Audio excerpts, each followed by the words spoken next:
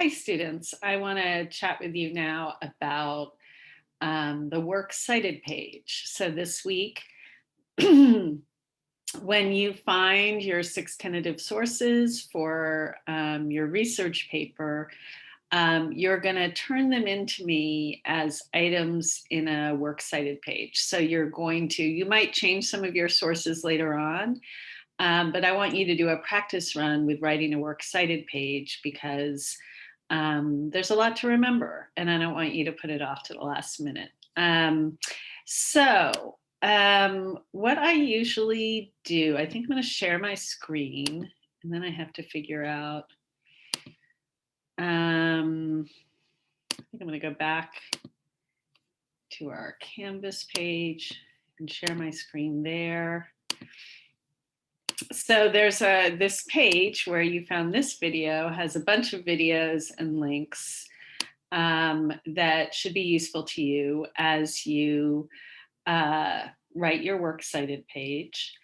One thing I always feel like I need to back up a little when we get to this point. You probably hear your English teachers all the time saying MLA format, and you might wonder, what does that mean? MLA stands for the Modern Language Association, and that is a professional association of scholars in the discipline of English. So when you learn MLA format here at Glendale Community College, you're learning the same format that students at Harvard learn, that students at Berkeley learn, that students at Santa Fe Community College in New Mexico learn. So it's kind of a common language. English scholars basically got together and said, we're going to be publishing papers on all these topics related to English literature, and we need to have a common language so that we can understand where our sources are coming from and how we cite sources and how we give credit for other people's ideas. So that's what MLA format is. It's like an agreement between this community of scholars to follow certain rules in presenting their ideas to make communication easier between different thinkers and scholars. The Works Cited page, of course, in a research paper is the place where you list all the sources you use. So if somebody's reading your essay and you say, Sacramento has the highest crime rate of any small city in California, and then you're going to have an in-text citation there. We're going to talk about those. You've been using them already, but we'll talk about them more next week or the week after. They can use the in-text citation to find where you got that information about Sacramento, and they can flip over to your Works Cited page and say, oh, this is the article that says Sacramento has a high crime rate. I know just where to find it if I want to check that information.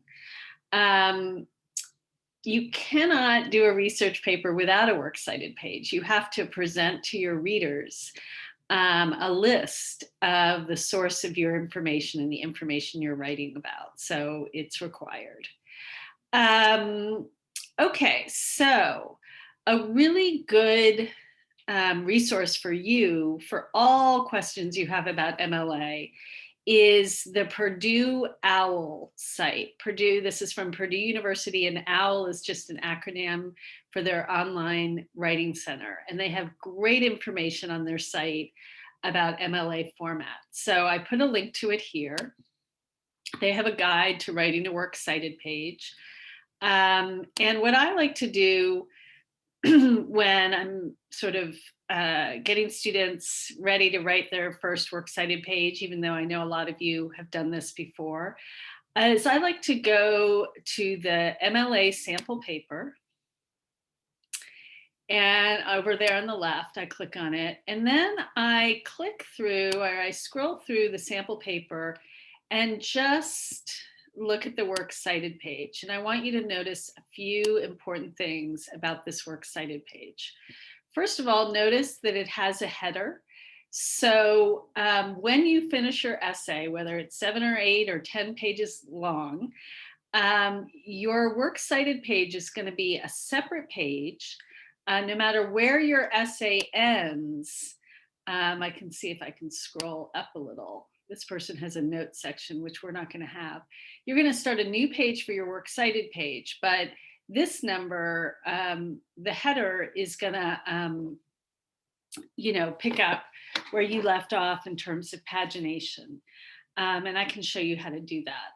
Also, notice that this title, Works Cited, there are about 5 different things that students often get wrong with works cited page titles. So I always want to point this out, because if you get this right, you'll be doing better than 70% of the people that turn in a works cited page. First of all, there's an S after the K in works, because you're not going to just be listing one work, you're going to be listing at least 6. Works cited, and notice that it's not in quotation marks, it's not underlined, it's not bolded, it's not italicized, it's just a capital W with an S at the end, works, capital C, centered in the middle of the page. So if you get that right, you make a really great first impression. The other thing I want to show you is each of these entries in the works cited page is a different kind of source. In this case, it might not be in your works cited page. You might have all, articles from different newspapers or something, but there are a lot of different kinds of sources here. But I want you to notice that when a citation begins on a works cited page, it starts all the way over on the left-hand margin. And then when that first line wraps around, there's what's called a hanging indent that indents all the subsequent lines until you finish the citation for that source. And you always put a period at the end of the citation for the source and hit return. And then you go way over to the left hand margin again to start your next source. Notice that most works cited entries begin with the author's last name, comma, first name, period. But occasionally there's an article that on a works cited page that doesn't have an author, like this one right here. And in that case, you start with the title. So when you're putting your works cited page together, you alphabetize according to whatever comes first. Now, if a title starts with A or the, you alphabetize according to the first important word. So you skip the A or the and alphabetize according to the first important word. So you see all these entries are alphabetized by the thing that comes first in the entry. All right, so I showed you that. I'm going to close that.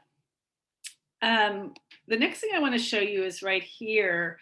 The GCC library has this great handout. Maybe some of you saw it in your library workshop, where they give examples of works cited entries for different kinds of sources. So for example, a lot of you are going to be dealing with like magazine articles from a subscription database. They give you an example of the format for that.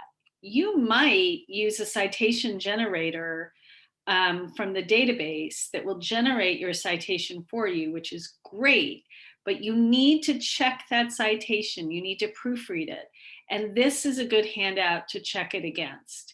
So when you look at the citation that the citation generator generated, check it against this handout and see if it's correct. One of the biggest mistakes citation generators make is they don't capitalize all the important words in a title, or else they put the title in all caps, and neither of those are correct. For titles of articles, you want to follow this format right here, where you capitalize, you put the title of the article in quotation marks, and you capitalize all the important words, but not the little in-between words. And then you put a period and a quotation mark at the end of the article, at the end of the title, excuse me. So this handout from the GCC library is a great resource to proofread your citations and see if they're correct. And also they just give you general tips on formatting. Up here at the top, you should double space your entire works cited list. If a citation has more than one line, use a hanging indent, etc. So that's a really good resource. Then I have 2 videos about how to set up your works cited page in Microsoft Word or how to format an MLA works cited page in Google Docs. They explain hanging indents. I'm not crazy about their explanation, so I might put up my own later in the week. But it's a good place to get started. So yeah, so I think those are some pieces of information you need to get going on drafting your works cited page. Please feel free to message me on Pronto or Canvas with your questions. It's really important to get the works cited page right. So, you know, let me know what you're having trouble with.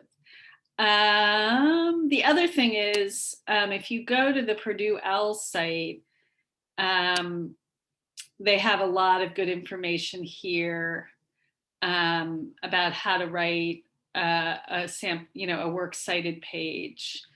I'm trying to see works cited page, basic format. They give you the list of basic rules here, which is really helpful.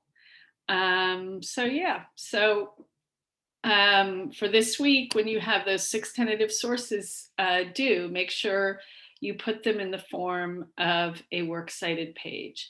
Oh, I was going to show you how to do a header.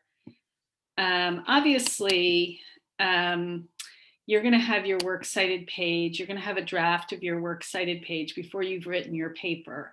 So it may be a separate document. And maybe the easiest way to get your header to where it needs to be is to just, if you finish your paper here, you can always go to Insert and put in a page break, and then copy your works cited page into that next page. And if you do that, the header you set up on your original document will appear on your works cited page with the correct page number. So that's probably the best way to get the header. But if you want, if you go to Insert and you go to page number, if for some reason your works cited page ends up being a separate document, you can go to where it says Format Page Numbers. And if you know your research essay is 8 pages and you want to put a header on your works cited page, you can set it up here where it says page numbering to start at page 7 or whatever. Okay, I hope that was helpful. Let me know if you have any questions, but I'm hoping that will get you going on writing your works cited page.